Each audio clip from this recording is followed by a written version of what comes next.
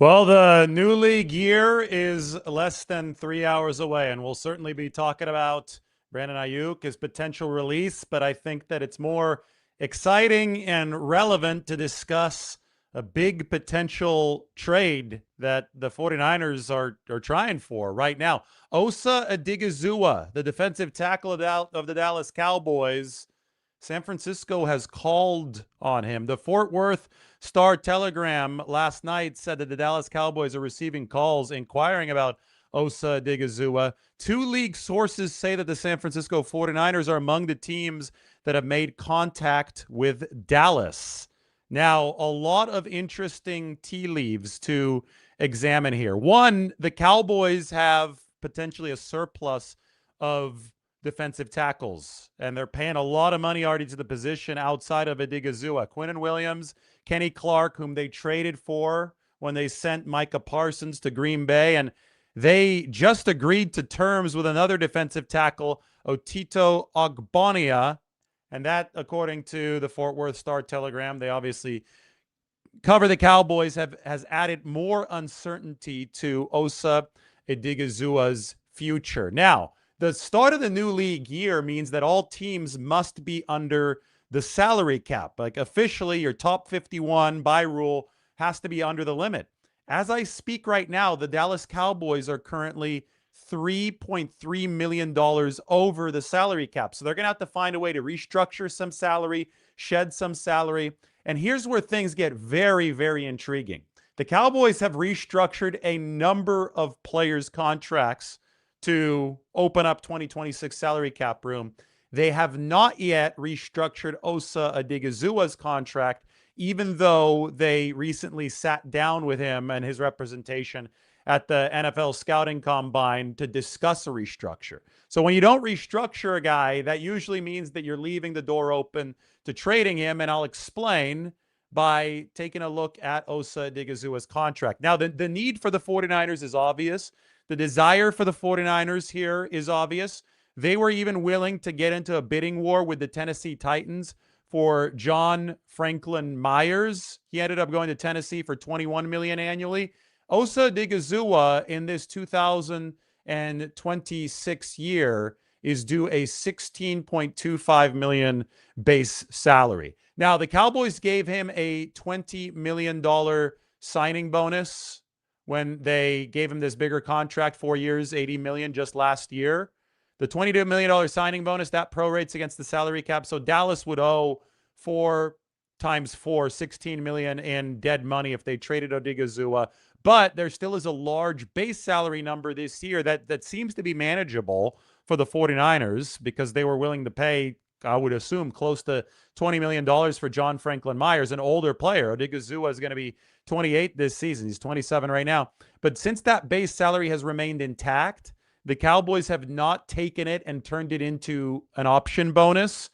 That means his contract is like Max Crosby's. It's eminently more tradable than a lot of contracts in the NFL. Acquiring team would inherit the base salary and the per game roster bonus total, which is $16.75 million, which is the guarantee for Odighizuwa this year. I think something that fits under the hood of the 49ers salary cap situation. They've got over $30 million in space.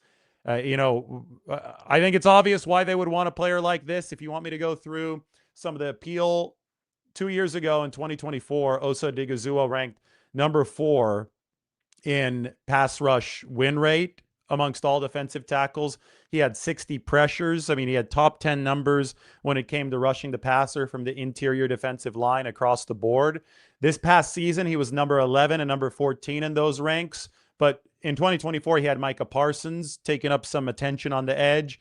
Here in 2025, this past season, he no longer had that because Dallas traded Micah Parsons away. But still, top 11 to 15 numbers for Osa Odighizuwa amongst defensive tackles.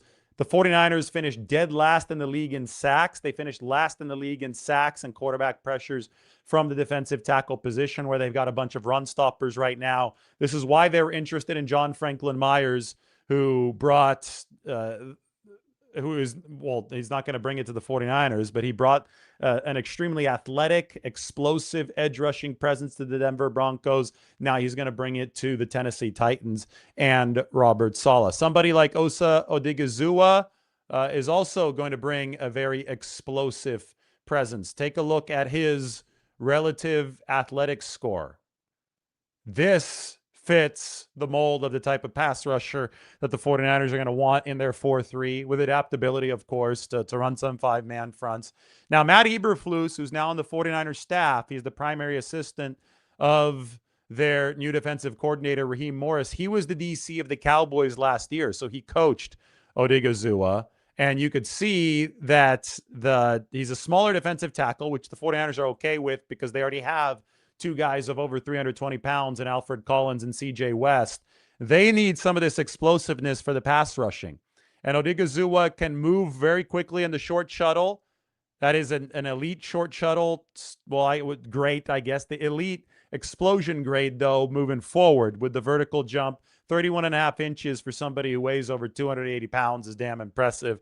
And of course, the 10-foot broad jump, that is even more elite than the 31 and a half inch vertical jump. The short shuttle, the 3-cone, both solid, but that's the agility grade. This is the explosion grade. This is a player that can move in short areas. He has been disruptive for the Dallas Cowboys. Again, 60 pressures a couple years ago. He's been in the top 10 of pressure numbers of defensive tackles over the course of the past couple years, and he still is only 27 years old. Now, the Cowboys and the 49ers have engaged in trades before, or at least in a trade before. I would say trades. Charles Haley obviously went from the 49ers to the Cowboys in the early 90s.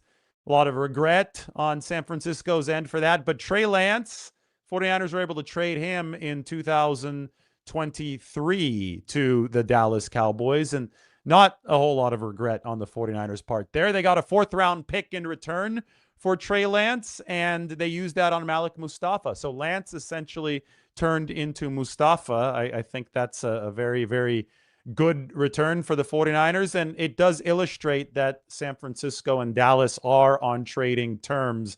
Well, just last year, Jerry Jones traded Micah Parsons to an NFC rival, to the Green Bay Packers. So Jerry Jones has shown that he's willing to wheel and deal. And if it takes trading Odighizuwa to relieve the logjam in the defensive tackle room with Quinnen Williams and Kenny Clark both there to get under the salary cap by the time the Cowboys have to be under the salary cap, well, keep your eyes open here, because I think that both teams have needs. The 49ers ones are also obvious on the other end, and they have money earmarked already for the defensive tackle position. So I'm going to be watching this with bated breath. Now, speaking of Trey Lance, speaking of a trade between the 49ers and the Cowboys, Trey's brother, Bryce Lance, is a receiver coming out of North Dakota State. And with the 49ers having signed a big, tall receiver in Mike Evans, I'm now thinking of, well, maybe the 49ers in the middle rounds of this draft, maybe you go back into the Lance family. Speaking of relative athletic scores, take a look at this one for Bryce Lance. I mean, it's elite across the board. 9.95. He's tall. He's 6'3". He can run the 40-yard dash at a 4.3. Opened a lot of eyes at the NFL scouting combine. He's got a 41.5-inch vertical leap, which is elite. He's got an 11-foot broad jump. The short shuttle also good. The 3-cone, the change of direction may not be as great here, but when I see tall receiver who can run, and just when I see tall receiver, young receiver, probably a raw talent at the position relative to the more polished guys at the NFL level, especially since he's coming out of North Dakota State, I think that the 49ers have Mike Evans on their team now. That trade is going to be finalized, or that's not a trade. That signing is going to be finalized today once the new league year starts. And if Mike Evans is on your team, you think about the tutelage that he could give the 49ers young receivers. He could probably be the most effective mentor for a receiver that's built a little bit like him. And it just so happened that we were talking about Osa Odighizuwa, the 49ers and the Cowboys, the 49ers calling the Cowboys about this defensive tackle. We're thinking about the 49ers and the Cowboys trade history. Charles Haley obviously comes up, but so does Trey Lance. And you think, well, Trey Lance's brother is going to be available in this draft. And I know that I am elite with the segues. This was one of my best opportunities ever to segue from defensive tackle need to Trey Lance's brother, all into one 49ers conversation. So that's what we're talking about this morning. Again, credit to the Fort Worth Star-Telegram. Nick Harris wrote the article.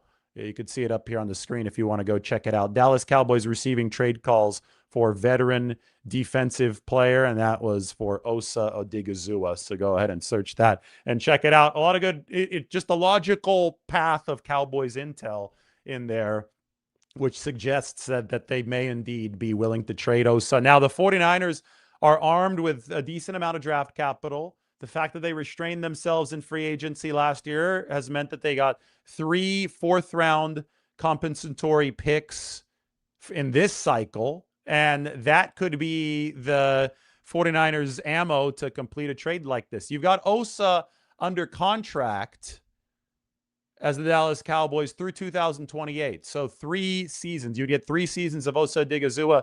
That is value for the Cowboys that they can look to recoup with a potential trade here, right? This is not just a 1-year rental. You could say, well, yeah, they're offloading salary, and that's something that they need, sure, but they just signed this guy last year. They do have to take on a little bit of dead money, but it would open up some of that salary cap space for the Dallas Cowboys. And it's one of those things where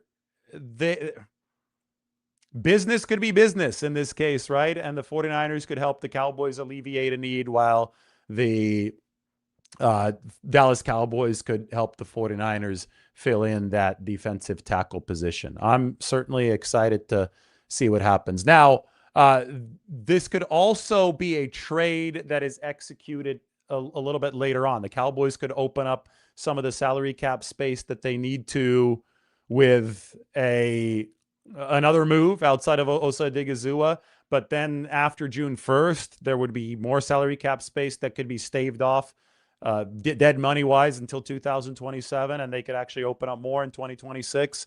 The maneuverability here of Osa Odighizuwa, it's not necessarily a deadline today, so it's not like nothing happens between now and 1 p.m. Pacific time. The 49ers must not be trading for Osa Odighizuwa. I think this might be on the table for a little while because there are always other ways to rearrange the deck chairs. As we're seeing with the Raiders and Max Crosby, I think there's a very good chance that Max Crosby plays at least the 2026 season with the Raiders after that trade with the Baltimore Ravens fell through. There had been this assumption yesterday that the Raiders would have to fire sale Max Crosby, and that just isn't true. They still have over $30 million of salary cap space, even when he is included, alongside all of the other signings that they made. So no, the Raiders don't necessarily have to get rid of Max Crosby. The Raiders could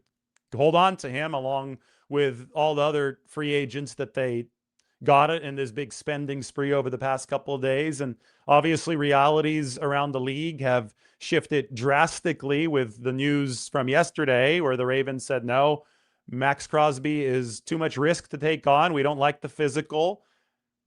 I know, I get that foul play, pun intended, FOWL, might be involved on the Ravens' part because they apparently turned around and executed a deal with Trey Hendrickson instead awfully quickly. But that did send shockwaves throughout the whole league. And now that Hendrickson has committed to sign with Baltimore, and now that Max Crosby is back with the Raiders, maybe we do start to see a lot more movement on the free agent market.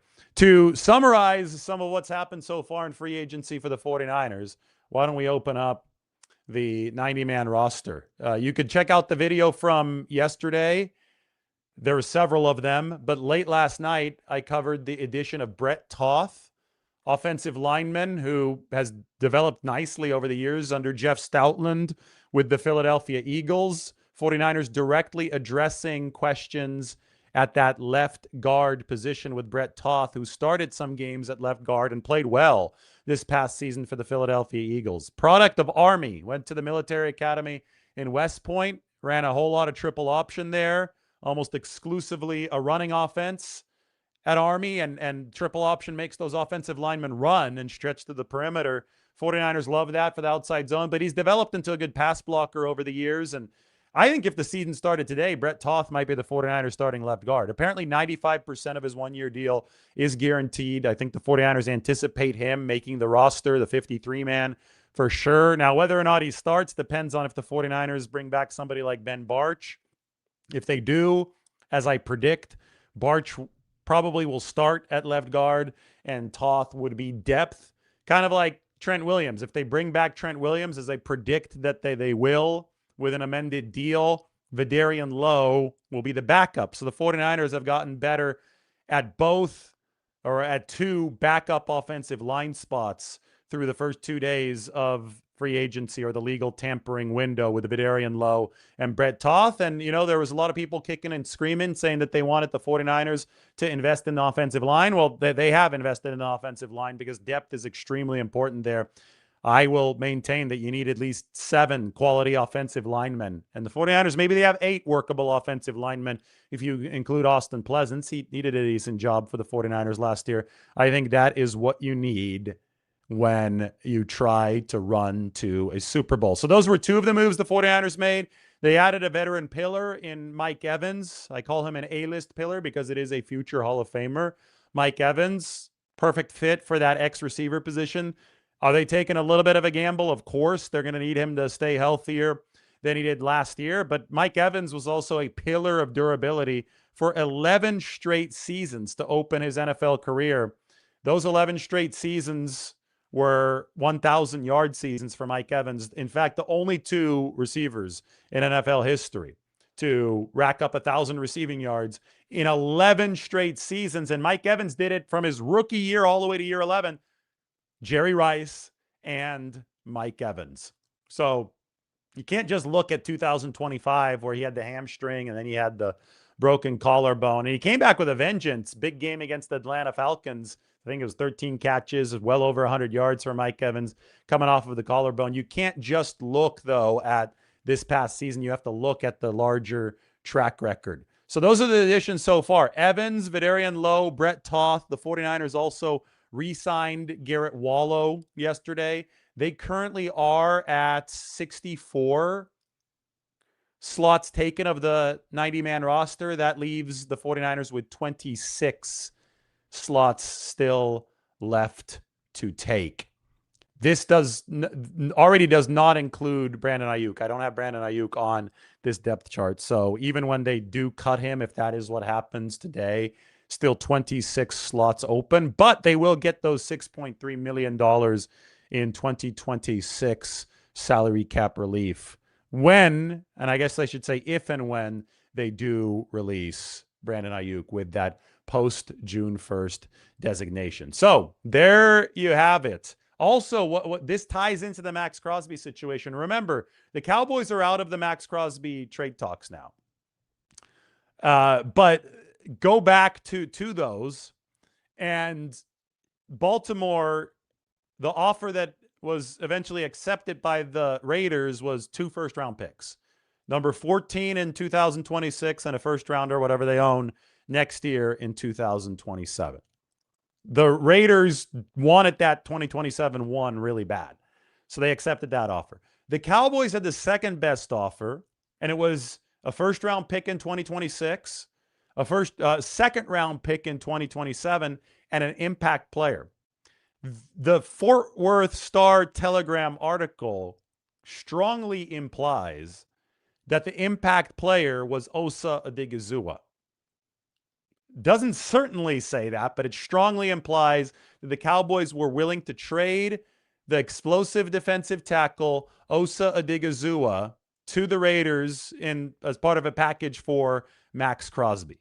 The Cowboys are out of those talks for Max Crosby now. We can discuss why once we have more information about the physical, the knee, whatever the Raiders are doing moving forward. But there is a lot of smoke, and there are a lot of reasons that I've gone through, logical reasons as to why the Cowboys would want to trade this guy.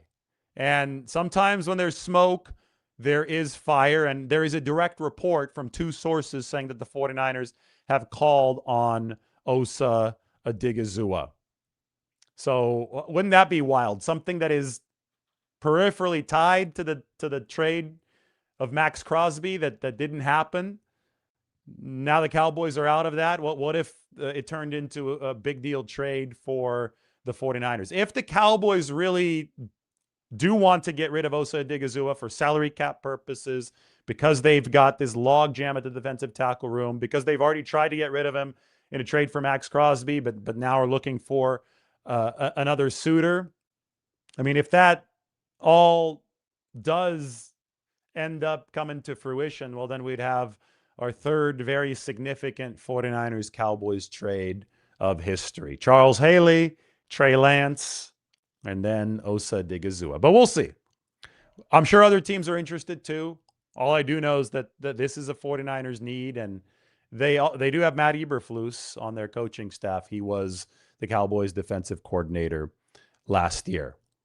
What else do you guys want updated? We've gone through everybody that the 49ers have signed. I'm going to go through into the comment section. We'll look here. New league year set to start in 2.5 hours. So I am very much looking forward to it. I am going to look at some questions.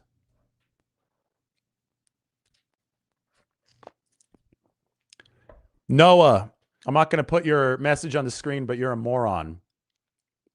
You can't distinguish between strategy discussion and trolling. You're not smart enough to do that. So go ahead and lay off the keyboard. Just watch and enjoy before you get blocked.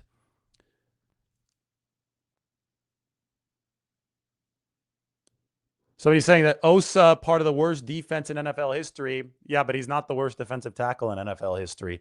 Literally top 5 metrics, pass rushing wise. One, he was working with a good edge rusher in Micah Parsons in 2024. He's going to work with a good edge rusher in San Francisco if he's traded there in Nick Bosa. So it's one of those things that situation matters. The Cowboys were very weak in many different spots last year as a defense, but you're not trading for entire defenses. You're trading for specific players. And this one in particular would make a whole lot of sense given the 4-3 that the 49ers are trying to run. And they're trying to add more expandability to the 4-3. But a lot of that happens on the edge positions, the exterior, not necessarily at the defensive tackle spots, especially if you've already have the big run-stopping DTs that you need. And that was the point of the draft last year when they got Alfred Collins and CJ West. David asks, do we think we see the 49ers active in the free agent market or trades? Well, they're active in the trade market here. This has been confirmed that they are interested in Odighizuwa. Whether or not the Cowboys and the 49ers are able to consummate a deal remains to be seen. 49ers still have to sign 26 players. 7 of those, as of right now, are going to be draftees to fill out the 90-man roster. So you're going to have to wait for at least some of those until late April. Of course, there's undrafted free agency after the actual 7 rounds, but a handful more free agents at the very least are still going to be signed, or players are going to be traded for the 49ers to build their 90-man roster.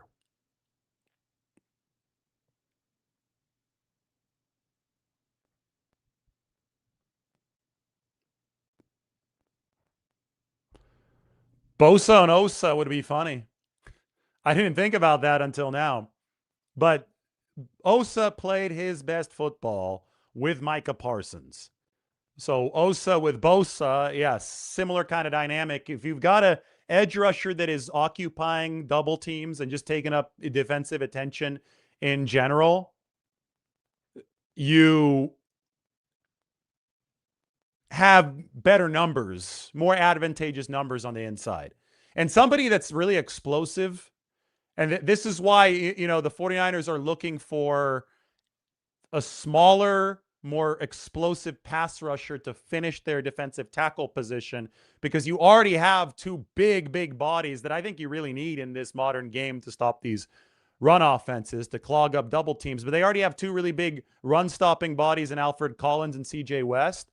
Now, sorry, this is Bryce Lance. We're looking at the wrong one. This is Osa Odighizuwa. Now you're looking for somebody who could really move on the inside, that can shoot gaps, that can basically be more athletic than the interior offensive linemen that are going to be trying to block him. And that's what's made Osa Odighizuwa a good player in this NFL.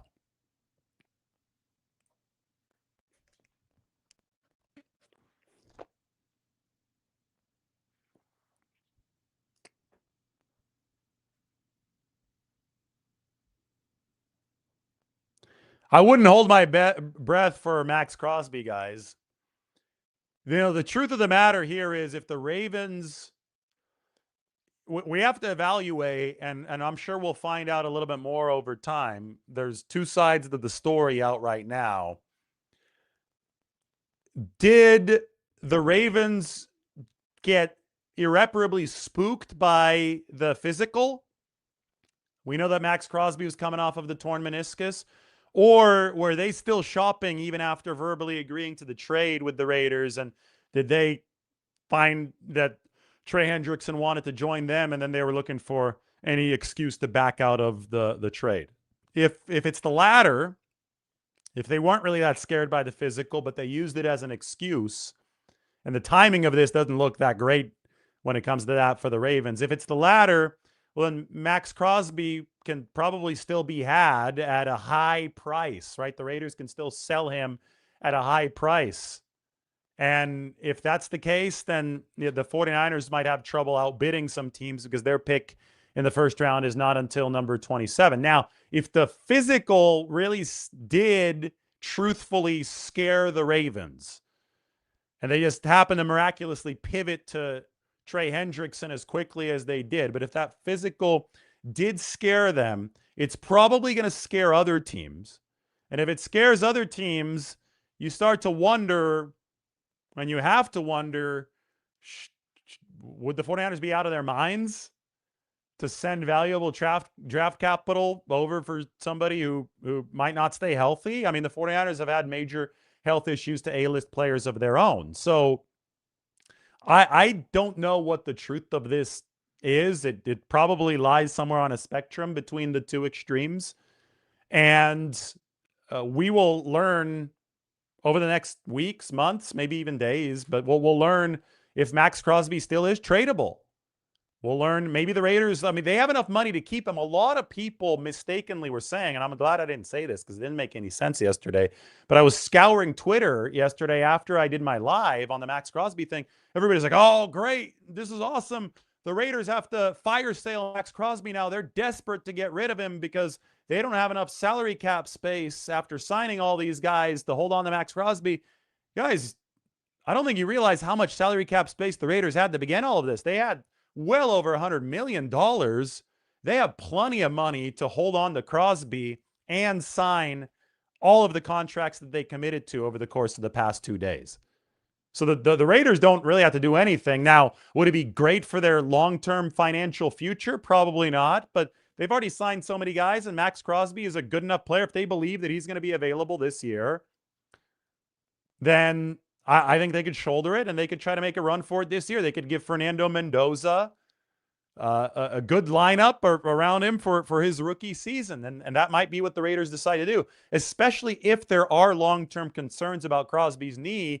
It is going to be very, very hard to trade him for any kind of substantial return, especially relative to what the Ravens had initially committed to. So anyway, there are a lot of variables that would have to be satisfied for the Raiders to move off of Max Crosby, which is why I'm telling fans, you know, that seems to be the tired take. The wired take is not Max Crosby. It is this guy. It is Osa Odighizuwa. There's actually evidence of the 49ers seriously digging around on Osa Odighizuwa.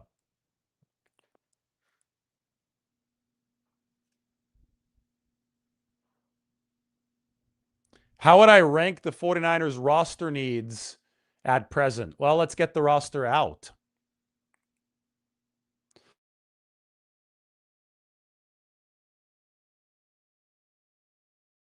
Thank you for the super chat. I'm going to remove it from the screen so people can actually see the roster.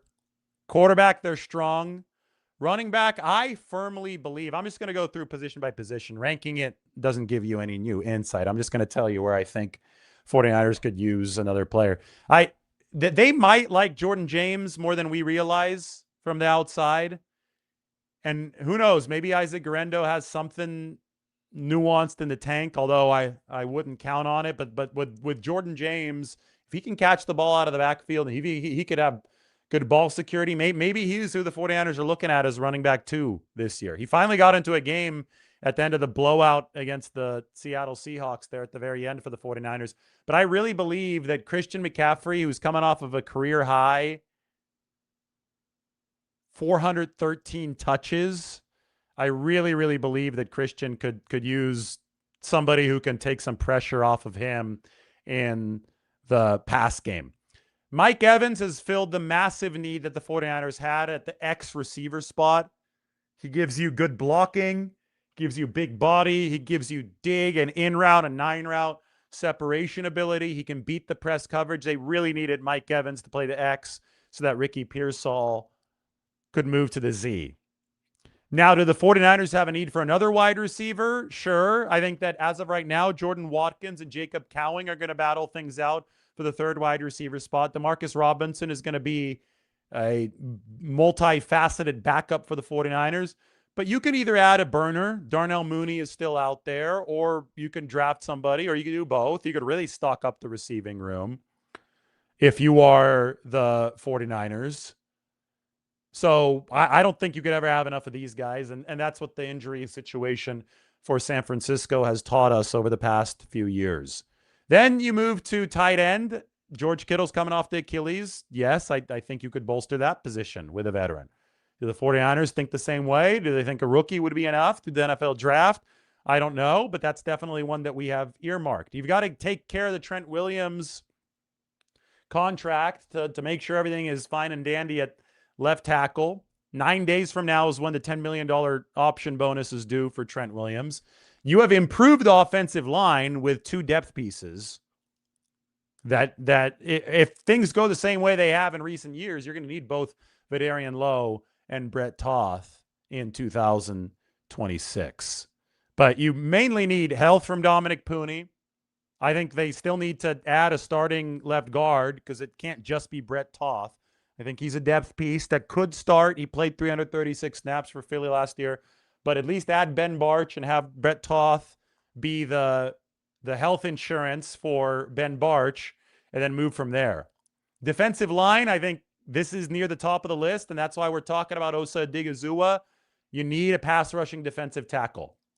You need a pass rushing defensive tackle more than you need another defensive end. Now, we will learn soon enough. In 2 days, Bryce Huff has a $1 million roster bonus due. That's the first piece of money that will guarantee in Bryce Huff's contract. We'll see if he fits with a Raheem Morris, Matt Eberflus defense, or if this is more of a Saleh guy. So maybe there's move on the Bryce Huff front. But as of right now, the 49ers, the most weak spot, the weakest spot of their entire defensive line is the pass rushing position of the defensive tackle position. Hence, discussions surrounding this guy, Osa Odighizuwa. Then we go to the linebacker spot. Now, they re-signed Garrett Wallow yesterday. That's more of a special team signing. We'll see what they think of Nick Martin. We also need to see what they think of D. Winters and Tatum Bethune under this new defensive leadership. We haven't gotten many hints in that direction yet. They didn't sign Caden Ellis, but that was for way too much money for a player who's going to be 31 years old. So maybe they do believe in-house in these guys next to Fred Warner, or maybe they're going to have to add at that linebacker position. But to me, when I look at that on the surface, might be more important to add somebody at safety. You currently only have 3 safeties projected to make the 53-man roster. The 49ers will carry 4 eventually. You've got Derek Canteen and Derek Forrest on the team. Those are practice squad projections for me.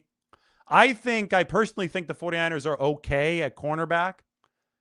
Could you theoretically hit the upgrade button on Ronaldo Green? Sure, but he's still a rookie corner, put up decent numbers on a cost-controlled deal. Upton Stout's really good. He was a revelation. And Diamondo Lenoir's numbers aren't all that different than Trent McDuffie's. I showed that to everybody the other day. Corner is the relative strong spot of the secondary. It is safety that is a much bigger question mark.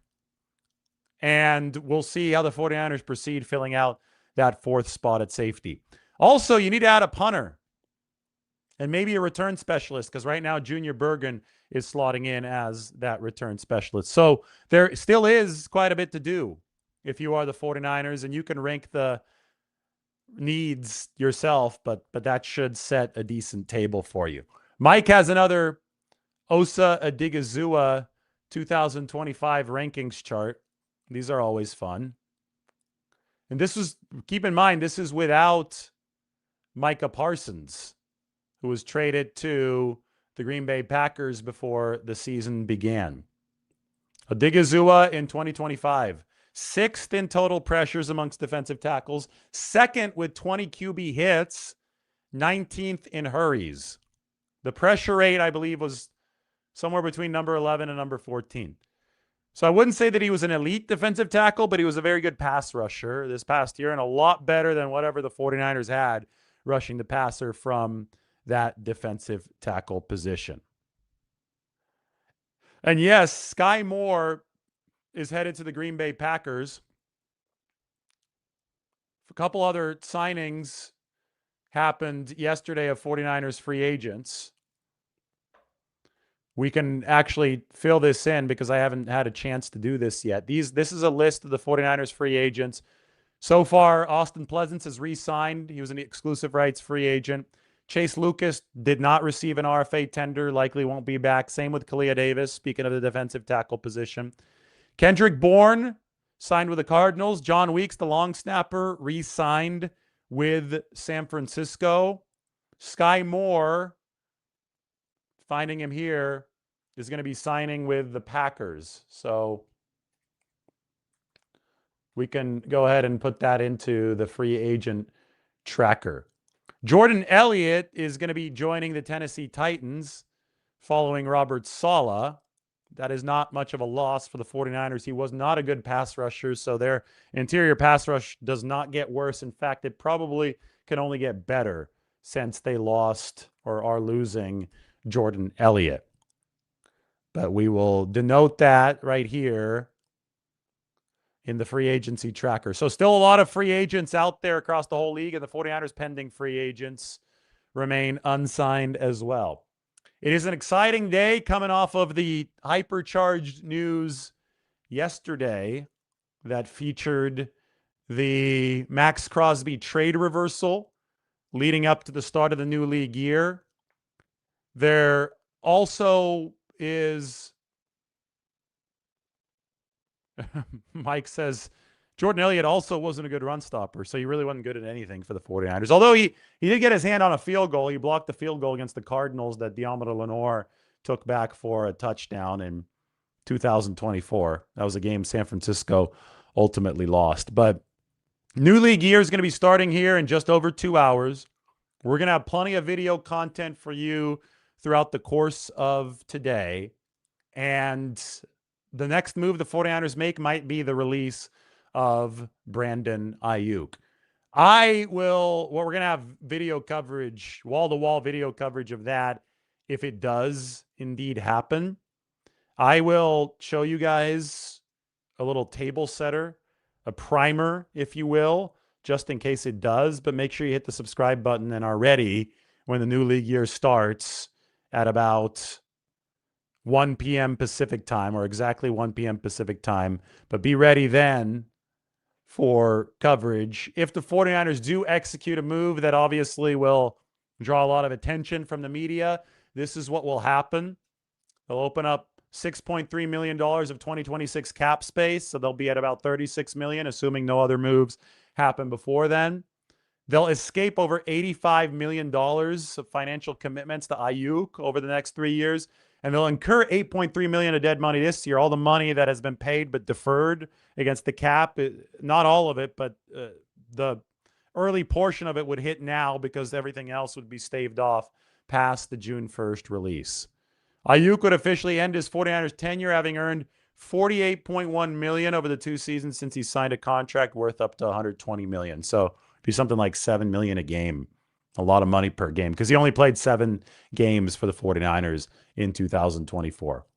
Also, it's unclear if the 49ers will try to recoup any of Aiyuk's $19.7 million signing bonus. So that's likely next, but other news could drop too. So stay tuned, hit the subscribe button, and we'll talk to everybody very soon.